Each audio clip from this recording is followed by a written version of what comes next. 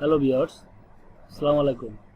Learn the law চ্যানেলের পক্ষ থেকে আপনাদেরকে জানাই স্বাগতম।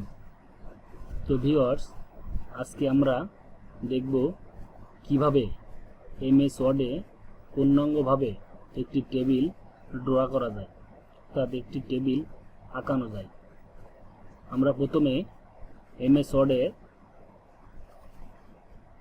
ওয়ার্ডের সফটওয়্যারে ঢুকব। তারপরে হোম অপশনের পাশে ইনসার্ট অপশনটি আছে। ইনসার্ট অপশনে যাওয়ার পর দেখব এখানে একটি অপশন আছে টেবিল, অর্থাৎ এই টেবিলের নিচে অপশনে ক্লিক করার পরে এখানে যে রেডিমেড টেবিলগুলা আঁকানো আছে সেখানে ড্র্যাগ করব, অর্থাৎ একটি টেবিল নিব। একটি টেবিল নেওয়ার পরে কিভাবে এখানে একটি টেবিলকে অর্থাৎ একটি রকে কিভাবে ইনসার্ট করব, কিভাবে ডিলিট করব এবং পাশে কিভাবে আরেকটি কলাম নিব এবং কিভাবে কলামটিকে ডিলিট করব।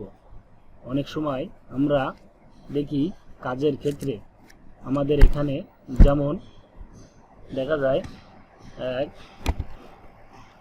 2 3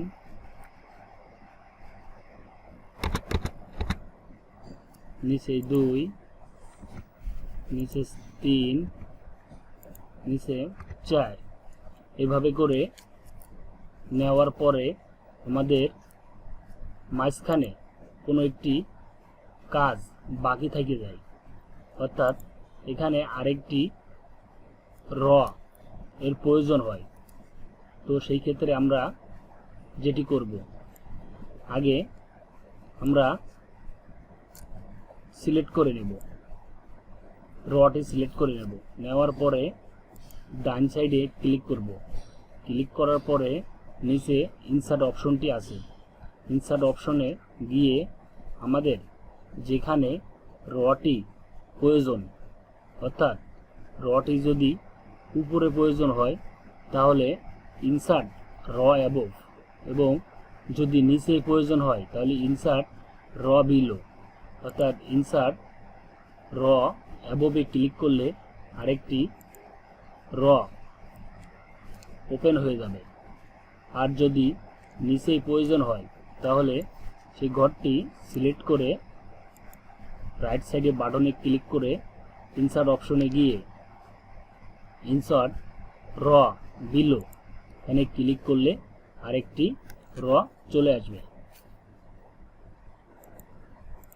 অর্থাৎ একটি রকে কিভাবে ইনসার্ট করবেন এবং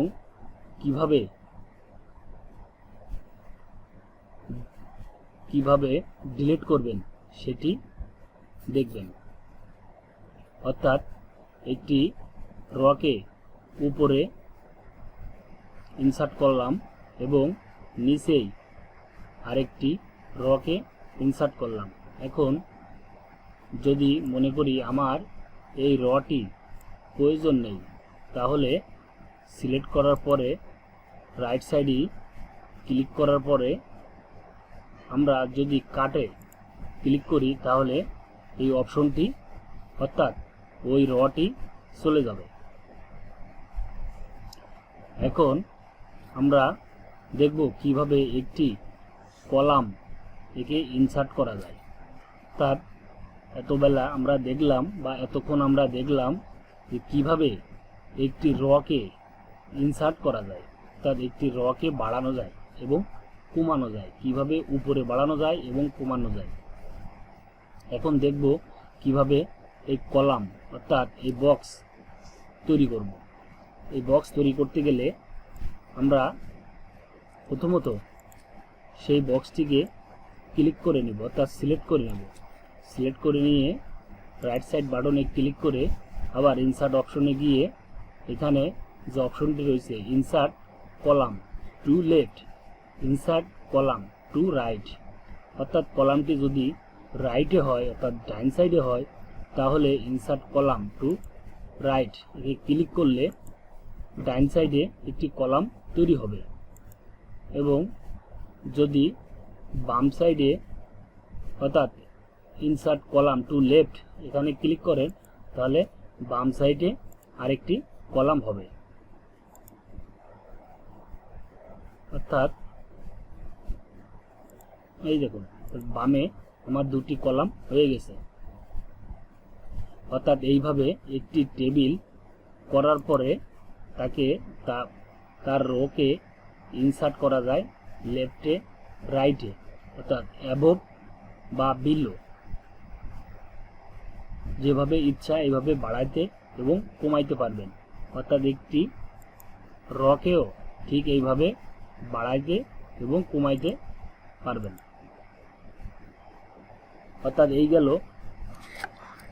একটি টেবিলকে কিভাবে ইনসার্ট করবেন, অর্থাৎ রকে কিভাবে বাড়াবেন এবং কলামকে কিভাবে বাড়াবেন। এছাড়া আমরা আরেকটি অপশন দেখব। অনেক সময় আমরা বর্ডারের কাজ করতে গিয়ে দেখি এখানে হেডিং লেখা থাকে। অর্থাৎ এই হেডিংটি করতে গেলে এই ঘরটি আমাদের পূর্ণাঙ্গভাবে মুছে দেওয়া লাগে অর্থাৎ সাদা করা লাগে। তো করতে গেলে আগে সিলেক্ট করে নিতে হবে ঘরটি বা বক্সটি। সিলেক্ট করার পরে ডাইন সাইডে ক্লিক করে মার্জ সেলে ক্লিক করলে পুরো বক্সটি মার্জ হয়ে যাবে। এখন আপনি এখানে যে কোনো হেডিং লিখতে পারবেন। তো এছাড়াও আমরা আরেকটি কাজ করে থাকি বা দরকার হয়। অনেক সময় আমাদের এই বক্সের ভিতরে আরেকটি বক্সের প্রয়োজন হয়। যেমন ব্যাংকের চেক দেখলে বোঝা যায় যে উপরে নিচে অর্থাৎ একটি বক্সের ভিতরে আরেকটি বক্স। সেটি করতে গেলে আমাদের যে বক্সে আরেকটি বক্স প্রয়োজন সেই বক্সে আগে ক্লিক করতে হবে। যেমন এই বক্সে আমাদের আরেকটি বক্স প্রয়োজন, তাহলে এখানে ক্লিক করে স্প্লিট সেলে গিয়ে নাম্বার অফ কলাম, আমার কয়টি কলামের দরকার অর্থাৎ কয়টি রোর দরকার। অর্থাৎ এই ঘরে যদি আমার দুইটি রোর প্রয়োজন হয়, দুইটি কলামের প্রয়োজন হয়, তাহলে এখানে সিলেক্ট করে আমরা ওকে টিক দিব, ওকে ক্লিক করব। এখন এখানে আমার র বা কলাম হয়ে গেল। দেখুন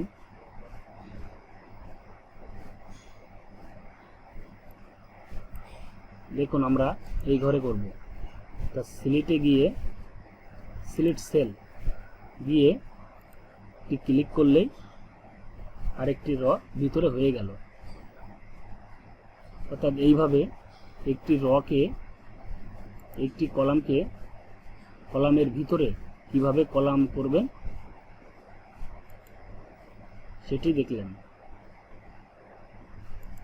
এখানে কলাম না করে আমরা রো করতে পারি, দুটি বাড়িয়ে রো করতে পারি, অর্থাৎ একটি কলামের ভিতরে আরেকটি কলাম।